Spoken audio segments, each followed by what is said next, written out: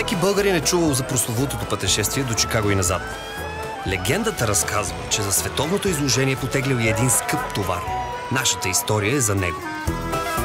Първата ни бира Каменица също пътува до Чикаго, да се представи и тя сред другите бири на света. На това дълго пътешествие, в компанията на толкова хубава бира, хората постепенно се подали на неустоимото й изкушение. Отначало плахо, чаша тук, канче там, още само една-две глътки, а после все по-смело и по-смело.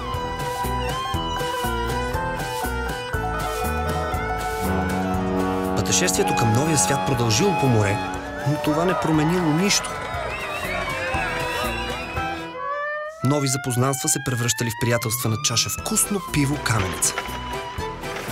И ето, че най-сетне веселата ни компания пристигнала в Чикаго и Каменица стигнала крайната си дестинация.